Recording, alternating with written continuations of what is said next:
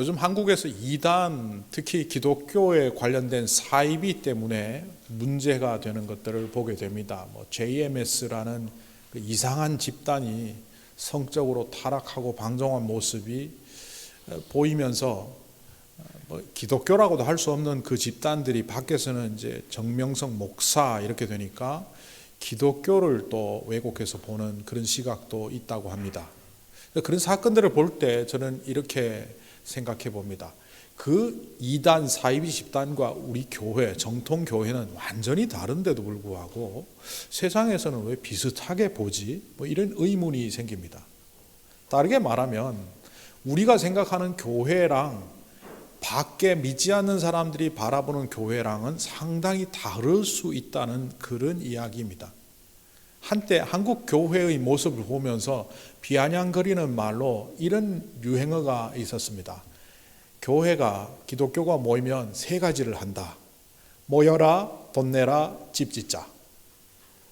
당시에 한국 교회는 사람들이 모여들기 시작했고 70년대, 80년대, 90년대 초반까지 많은 사람들이 헌금을 했습니다. 그 헌금을 갖고 건물을 지었죠.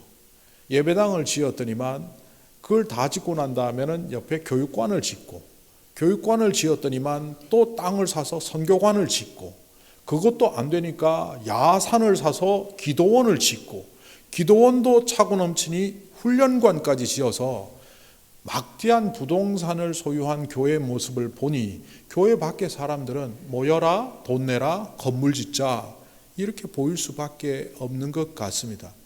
결국 수많은 부동산을 소유했던 대형 교회들은 그 부동산을 부자에게, 아들에게 세습하거나 자식에게 세습하는 잘못된 모습을 보여주기도 합니다.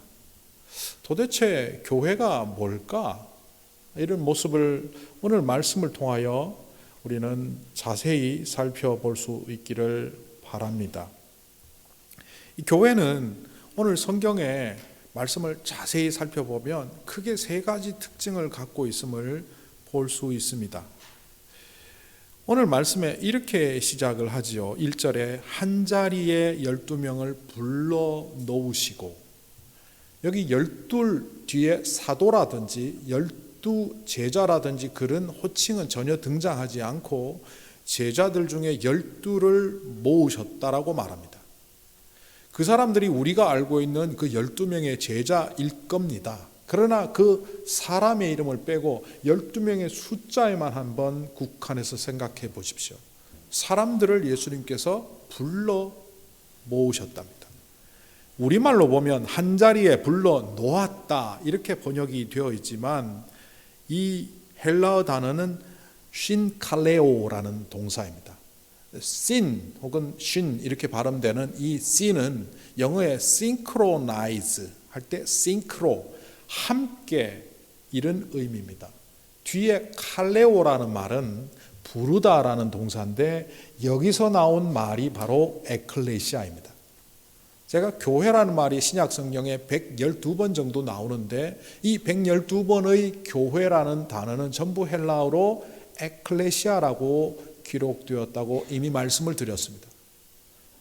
이 에클레시아는 그러니까 건물도 조직도 아닌 우리가 이미 알고 있는 바대로 부르심을 받은 자들, 그들을 말하고 그 부르심의 주체는 주님이시며 부르시는 동작을 헬라어로 바꾸면 칼레오입니다.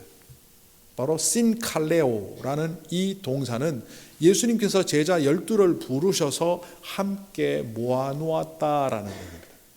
그러니까 교회는 모여야 합니다.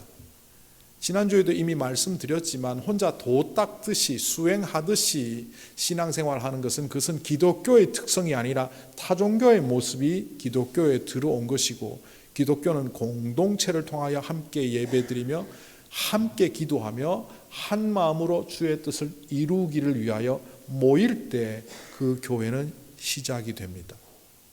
우리는 거룩한 공동체로서의 모임을 강조하지만 이 거룩한 공동체가 그 다음 단계로 넘어가지 못하면 단순히 돈 내서 건물 짓는 세속적인 집단과 다를 바 없는 모습이 되죠. 그래서 이 부르심에 대하여 제대로 알고 있는 사람만이 이 땅에서 교회다운 교회로 존재할 수 있습니다. 우리나라의 초기 선교사 중에 알렌이라는 사람이 있었습니다. 1884년 9월에 우리나라에 입국했으니 1885년에 언더우드와 아펜젤라 목회자 선교사가 들어오기 전에 1년 가까이 일찍 들어온 사람입니다. 이 사람은 신학교를 졸업하고 목사 안수를 받지는 않았지만 의사로서 마이애미 의과대학을 졸업하고 들어간 사람입니다. 막상 들어가고 보니까 선교하기가 쉽지가 않습니다. 당시 조선의 분위기는 외국 선교사가 선교한다는 것 자체가 위험하기 짝이 없는 상황이었습니다. 분명히 하나님이 그를 부르셨는데도 불구하고 그는 두려움에 떨고 있었고, 이 두려움에 떨고 있는 그에게 당시 조선에 주재하고 있던 미국 공사였던 루시어스 푸트라는 사람이 조언을 했습니다. 당신 그러지 말고 선교 일단 잠깐 내려놓고 이 공사관의 의사로서 행정관으로 직분을 갖고 일하면 어떻겠소? 그래서 선교사로 들어왔음에도 불구하고 그는 공사관 직원으로 거기에 주재 의사 역할을 합니다. 그러다가 그 해에 한국 역사 속에 갑신정변이 일어나고 과격한 그 개혁파들을 통해서 일어났던 것이 실패하면서 그 와중에 명성황후의 조카였던 민영익이 크게 다칩니다. 기록에 보면 한 30군데 이상의 이 칼로 찔리는 그런 부상을 당했는데, 이것은 한약을 통해서 뜸질 통해서 될 수 있는 게 아니고 내장이 상한 거니까 수술을 해야 되지 않습니까? 그때 알렌이 연결되어서 그 사람을 살립니다. 알렌은 그 이후 명성황후 그리고 고종의 은덕을 크게 입습니다. 이후 그는 이 왕족들 왕가의 비호 아래 조선에서의 삶을 가게 됩니다. 그래서 바로 그 다음 해에 그가 갖고 있는 그 혜택들, 왕가의 비호 아래 제중원을 열게 됩니다. 이 제중원은 광해원이라고도 하는데 국립병원입니다. 땅을 왕가에서 허락하고 국가가 병원을 할 수 있도록 과거에 해민서라고 했던 것을 닫고 양학을 통해서, 양의를 통해서 백성들에게 의술을 하게 됩니다. 이 알렌은 그 기회를 통하여 의료 선교를 했습니다. 그래서 그 안에 믿는 자들 복음을 전해서 교회를 세우는데, 그 교회 제중원 안에 있던 교회가 나중에 독립해서 나간 것이 지금 서울역 앞에 있는 남대문 교회이고요. 환자들이 퇴원한 이후에 언더우드 선교사 집에 모여서 교회를 이어간 것이 지금 세문안 교회입니다. 어쨌든 이 알렌은 의료 선교를 통하여 교회도 개척하고 사람들에게 복음을 전하는 기회를 잡았습니다. 뿐만 아니라 그 다음 해에 언더우드 선교사가 4월 5일에 입국하게 되는데 입국 비자를 못 받게 됩니다. 그때 연락을 해서 이 알렌은 제중원의 직원 자리를 하면서 국립병원에, 조선이 인정하는 국립병원의 직원이니까 비자 문제 해결되지 않겠습니까? 그래서 언더우드가 무사히 안착하게 하는 도움도 줍니다. 이렇게 선교를 해가던 알렌이 어느 순간 급변합니다. 한국 역사 속에 알렌, 호레이스 알렌이라는 사람은 선교사로 기록되지 않습니다. 신분이 선교사이나 그는 미국 공사의 직원으로 서기관을 한 적도 있고 총영사를 한 적도 있고 공사를 하면서 미국의 정치 내지는 미국의 국익을 위해서 일한 사람으로 우리나라 역사 속에 기록되고 있습니다. 저도 선교사 열전을 읽다 보니까 내가 전혀 몰랐던 사실들이 있다는 것을 새삼 깨달았습니다. 우리나라에 1887년에 최초의 전기 열차, 그러니까 전차라고 하죠. 전차가 개통될 때 이것을 주선한 사람이 알렌입니다. 우리나라에 가로등, 최초의 전등이 들어올 때 이것을 주선한 사람도 알렌입니다. 심지어는 한국의 최초의 전기회사, 한전의 전신인 한성전기공사가 들어올 때 이것을 주선한 사람도 알렌입니다. 심지어는 그 유명한 운산 금광 개발 채굴권을 매각하는 데 앞장서서 에이전트 역할을 했던 사람도 알렌입니다. 이 당시 1895년에 정부로부터 허락받았던 운산 금광 채굴권은요, 당시에 동양의 제일 큰 금광이었습니다. 이게 얼마나 큰 금광이냐 하면 40년 동안 채굴된 금이 900만 톤이었고 당시의 금액으로 5,600만 달러. 이게 당시 가치로 그렇다는 겁니다. 지금 가치로 바꾸면 나라를 살 수도 있는 돈 아니겠는가. 그런데 이 사람은 조선에게 이익이 가는 것이 아니라 이것을 미국 채굴업자에게 넘겨서 미국의 국익으로 완전히 돌렸습니다. 이때 나온 말이 바로 노다지입니다. 금광을 광부로 살아가던 조선인들이 그것을 몰래 가지거나 만지면 미국 사람들이 No touch라고 했는데 광부들은 영어를 못하니까 이 노다지인가 보다 이렇게 알아들었다는 말이 바로 여기 운산 금광에서 나왔습니다. 뿐만 아니라 그는 한국 이민 역사의 최초 이민자인 조선의 노동자들이 하와이 사탕수수 노동자로 이민 가는데 주선했던 사람이기도 합니다. 제가 이렇게 굵직굵직한 것만 얘기해도 이 사람은 굉장히 한국 역사와 밀접한 관계를 갖고 있는데 한국 역사 속에 그는 이렇게 평가됩니다. 미국의 국익을 위하여 이완용과도 손을 잡고 친일파들과도 손을 잡아 결국 1905년에 을사늑약에 이르도록 한 제국주의적 국가의 위해를 가하는 미국 정치인. 그는 분명히 신학교를 졸업하고 마이애미 의대에서 의료 수업을 받을 때 의사가 되기 위해서도 복음을 전하기 위하여 갔던 사람입니다. 그랬던 사람이 미국에 가서, 아니 한국에 가서는 미국의 국익만을 위해서 일하는 사람이었고 신분이 선교사라는 신분이 있긴 했지만 의사로서 공사로서 역할을 감당하다 결국 한국에 해를 끼치는 사람으로 기록된 인물이 되고 말았습니다. 그의 기록들을 보면 그가 한국의 외교관들과 함께 미국으로 온 적도 있는데 그 항해길에서 그들과 나눈 이야기를 기록해 놓은 알렌의 기록들을 보면 사람들을 정말 무시합니다. 심지어 그 조선 사람들을 하와이로 사탕수수 노동자로 보내면서 썼던 편지에 보면 이들은 무식하고 더럽고 미개하고 그러나 오랫동안 종살이 했기에 약간 겁만 주면 부려먹기에는 좋은 사람들이다. 인종차별이 한가득 있다는 것을 발견하게 됩니다.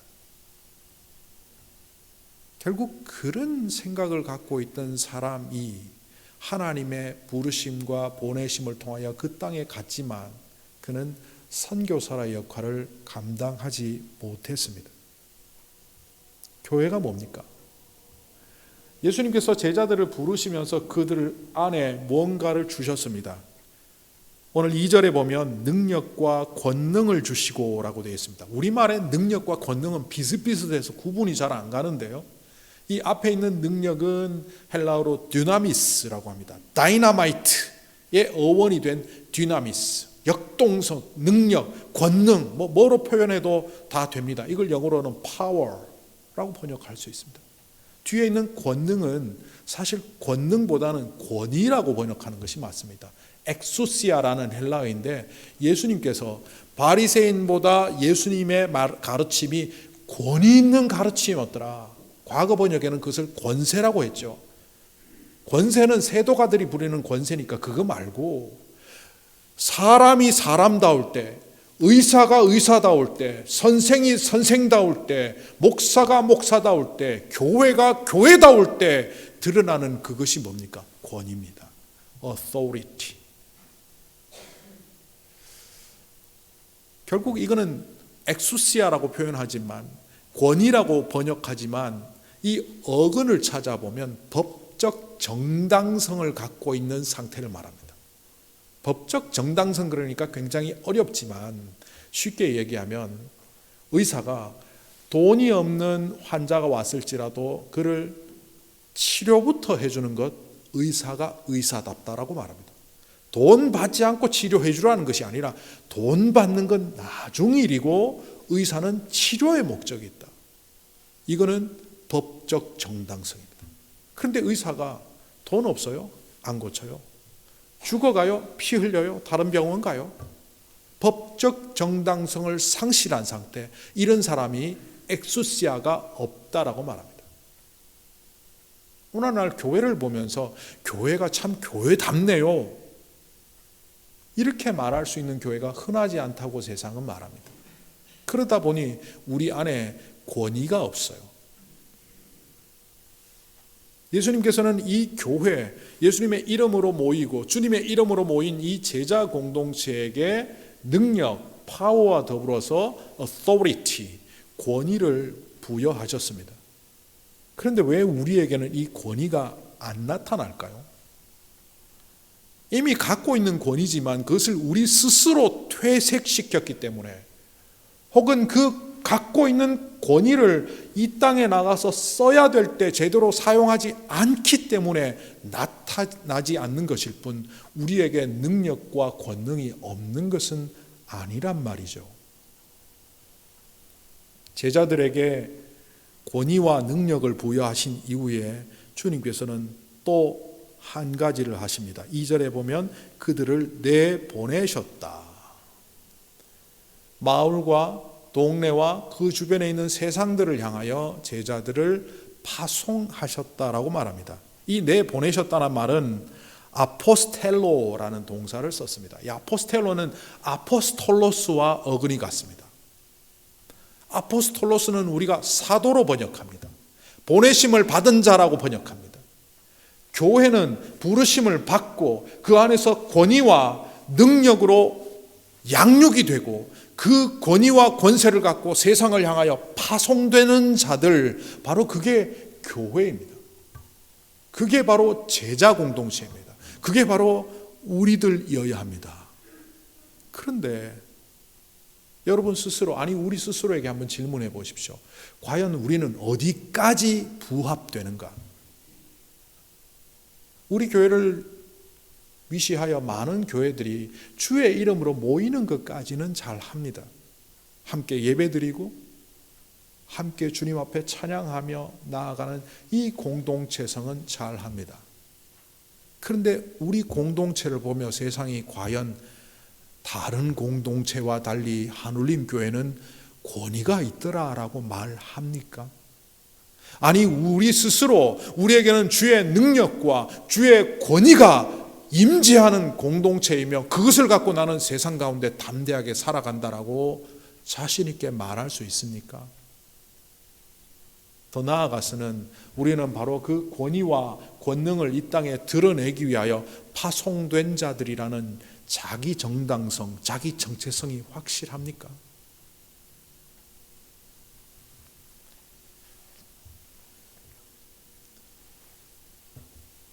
1905년에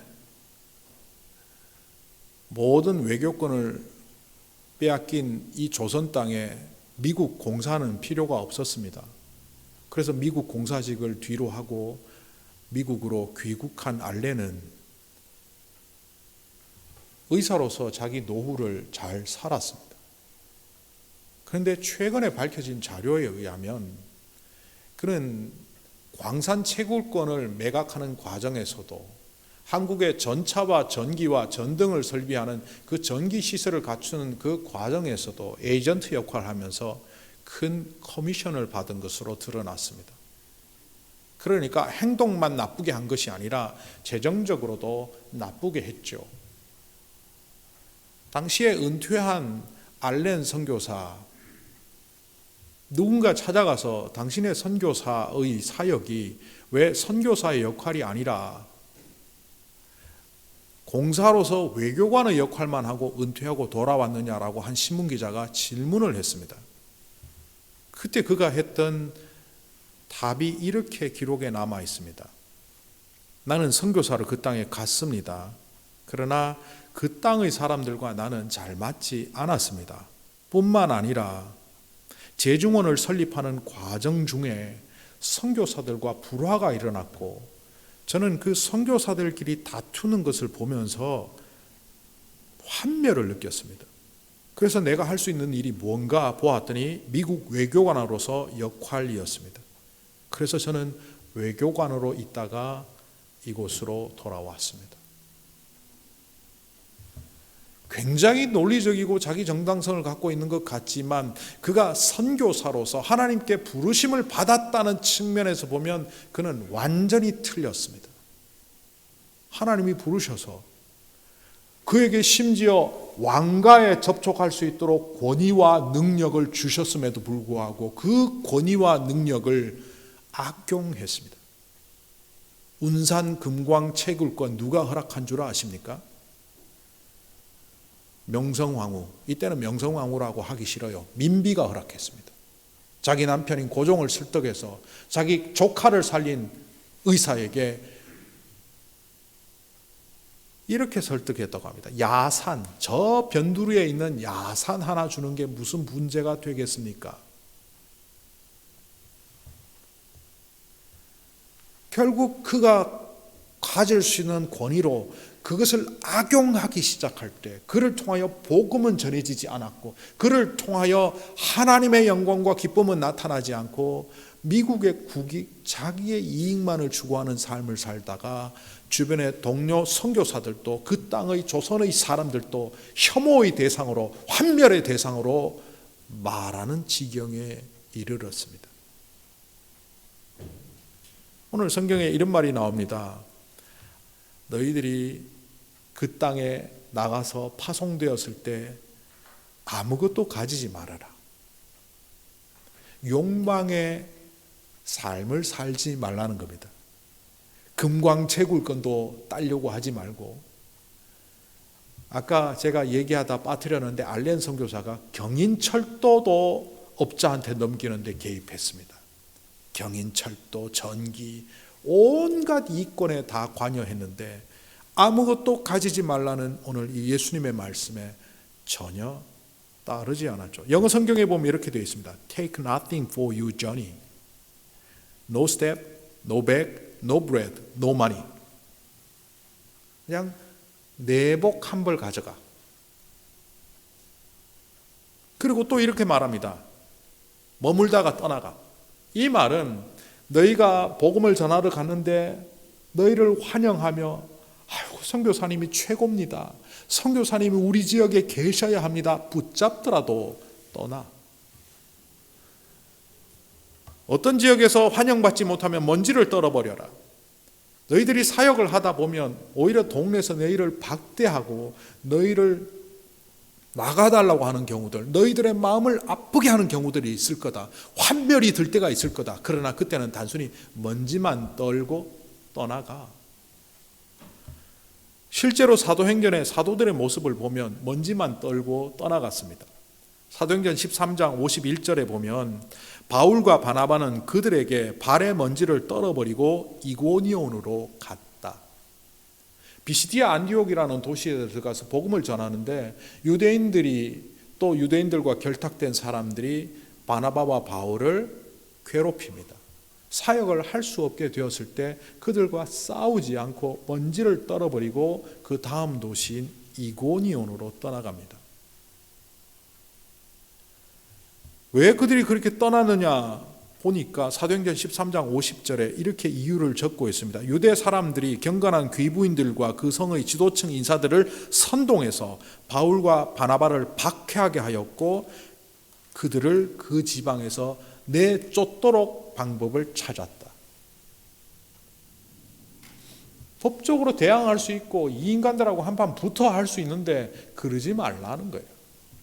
먼지를 떨어버리라는 얘기는 경고는 하되 싸우지 않겠다는 사인입니다.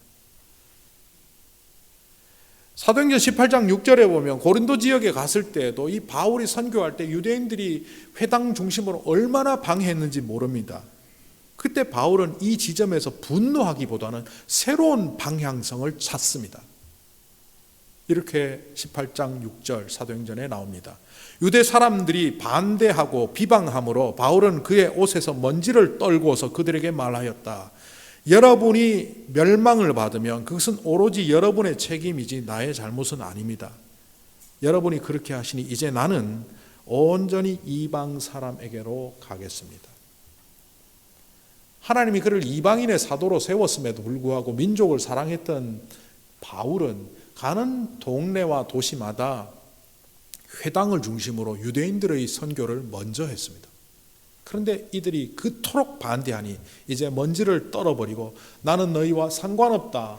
그러나 싸우지 않겠다. 그리고 이제 나는 이방인 선교에 집중하겠다고 자기 정체성과 자기의 사역을 방향을 새롭게 합니다. 오늘 여기 두루 다니며 여러 마을에 복음을 전하고 능력을 행했던 이 제자들의 모습이 성경에 두루 다니면서라고 표기되어 있습니다. 한국말에 국한돼서 보면 두루 다니면서라는 말은 예수님의 사역을 표현하는 말이었습니다.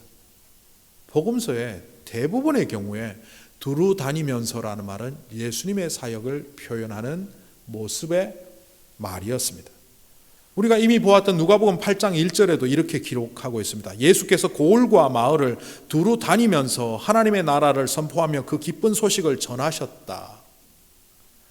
예수님이 두루 다니시면서 했던 그 두루 다닌다는 말과 오늘 제자들이 두루 다니는 이 표현은 사실은 완전히 다른 뜻입니다. 우리말로 똑같이 번역했을 뿐. 예수님이 두루 다닌다라고 하실 때는 듀오두오라는 헬라어 동사를 씁니다. 이건 뭐냐면 여기 가서도 살피고 저기 가서도 살피고 여기 가서도 살피는, 두루 돌아다니면서 다 살펴서 병자도 고치시고 하나님의 말씀도 전하셨다는 사랑의 표현으로서 두루 다니시다입니다. 근데 오늘 제자들이 두루 다녔다라는 이 표현은 엑셀코마이라는 헬라어를 쓰는데 이거는 확 퍼져갔다는 겁니다. 이 코아 중심으로부터 이쪽으로 확 퍼져갔다는 거예요.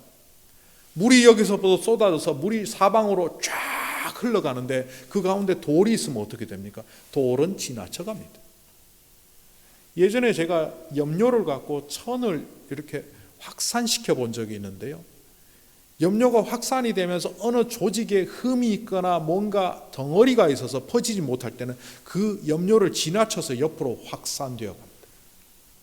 한번 싸워보자. 물이 지나가다가 돌 요거 내가 못 굴리면 안 간다. 그리고 여기 모여 있지 않고 돌을 지나쳐 갑니다. 이게 바로 엑셀코마이, 퍼져나가다라는 표현입니다. 정확하게 번역하면 제자들은 방해하는 사람들이 있든 환영하는 사람들이 있든 그 사람들의 반응에 거리낌 없이 복음을 들고 자기 할 바대로 온 마을로 퍼져나갔더라입니다.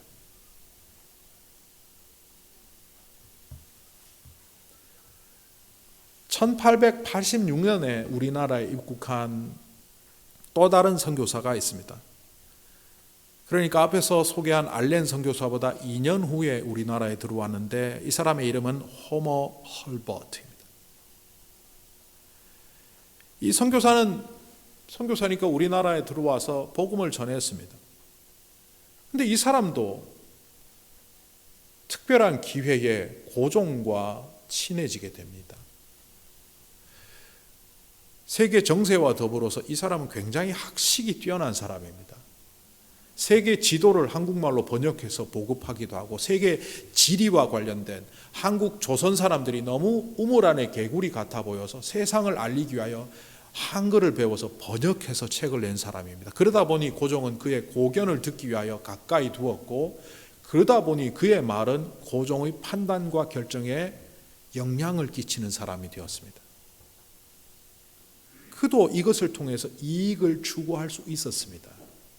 그러나 그가 바라본 것은 이 가난한 나라, 작은 나라, 일본 앞에서, 러시아 앞에서, 청나라 앞에서 풍전등화와 같은 그런 모습이었습니다.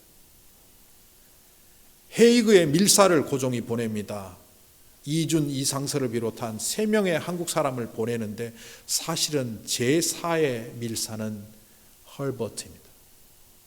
헐버트가 일제의 관심을 끌어주었기 때문에 이 3사람 무사히 헤이그, 네덜란드까지 갈 수 있었고 결국 이 사람들이 일본의 방해로 만국 통상회담에 들어가지 못했을 때 밖에서 기자들을 초청해서 회담에 들어가지는 못했지만 기자회의를 열어서 세계적인 관심을 받게 한 사람이 바로 헐버트입니다.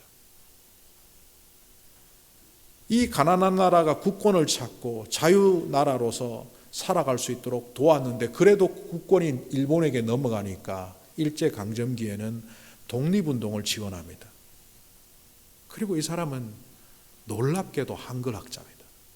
한글의 우수성을 세계 곳곳에 알리기 위하여 부단히 애썼습니다.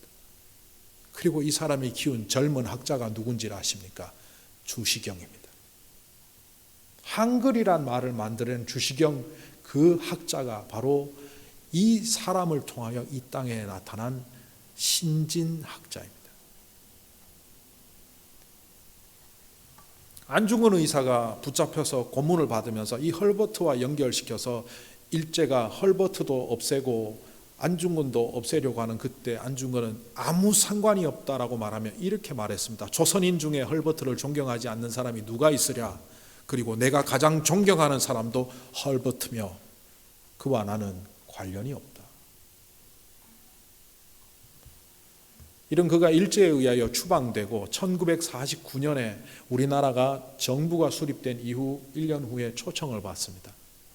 86세인 그가 배를 타고 가는 것을 모두 말렸지만 자기 소원을 성취하기 위하여 자기는 가야 한다고 한국 땅으로 왔습니다. 한국 땅에 온 지 일주일 만에 노환으로 세상을 떠납니다. 그리고 유언에 따라 한국 땅에 그를 묻었습니다. 한국 정부는 그에게 외국인 최초로 건국 훈장을 주서했고 한글 보급에 앞장섰다고 금관 문화 훈장을 그에게 주서했습니다. 그가 써놓은 글에 이런 내용들이 있습니다. 조선은 작고 불쌍한 나라다. 그러나 이 사람들은 영민하고 똑똑하여 언젠가는 꽃 피울 것이다. 한글의 우수함이, 한글의 장점이 이 땅의 문화를 만들어 간다면 세계에 꽃을 피우는 시기가 올 거다. 나는 이 가난한 나라를 섬기기 위하여 왔지만 복음을 전했지만 여전히 이들에게 도움이 되지 못했다. 그러나 그들에게 큰 도움을 주지는 못했지만 나는 그들을 사랑했다. 한때 한국에서 가장 존경받는 외국인으로 뽑히기도 했습니다. 그를 보며 권위 있다라고 말합니다. 그를 보며 능력이 그를 통하여 나타났다고 말할 수 있습니다. 하나님 앞에 우리가 서 있을 때 주님이 우리를 통하여 역사하신다는 것을 생각할 때 우리는 부르심을 받은 자들임을 기억해야 합니다. 그리고 부르셨을 때는 우리가 원하든 원하지 않든 주님께서 이미 우리에게 권능과 권세를 주셨습니다. 듀나미스와 엑수시아를 주셨습니다. 우리가 그걸 모르고 있을 뿐입니다.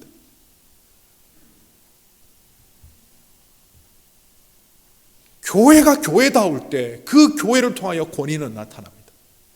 사람이 사람다울 때, 성도가 성도다울 때, 하나님의 사람이 하나님의 사람다울 때 그런 사람을 통하여 능력도 권위도 이 땅에 나타납니다. 그러나 우리가 살다 보면 마치 알렌이 겪었던 것처럼 교회 안에서 마음 아프게 하는 사람, 교회 밖에서 혐오하게 하는 사람들이 등장하는 것이 이 땅의 삶입니다. 그것을 우리 스스로 극복하려고 하다 보니 우리는 지쳐서 무기력한 자가 됩니다. 그때 하나님의 능력 가운데 거하십시오. 주님의 능력이 우리를 고치십니다. 주님의 능력이 우리를 회복시켜 주십니다. 그 능력을 붙잡고 살아갈 때 우리의 삶을 통하여 권위는 드러납니다. 세상을 두루 살피며 이곳저곳 간섭하다 보면 어느새 세상에 때가 잔뜩 묻은 우리들이 되곤 합니다. 기억하십시오. 일이 두루 다닌다는 것은 복음을 들고 물처럼 퍼지라는 겁니다. 하나님께서 과연 우리를 어떤 존재로 세우셨는지, 세상에 머무는 자가 아니라 세상을 주님의 말씀으로 정복하는 자로 이 땅을 살아가는 그 말씀이 어떤 의미인지를 생각하면서 육적 관심에만 매달려 결국 알렌 같은 실패자가 아니라 영적 관심으로 나라와 민족을 살리며 세상을 살리는 헐버트 같은 사람이 되라고 주님은 오늘 우리를 부르셨고 권위와 능력을 주셨고 우리를 다시 세상으로 가라고 하십니다.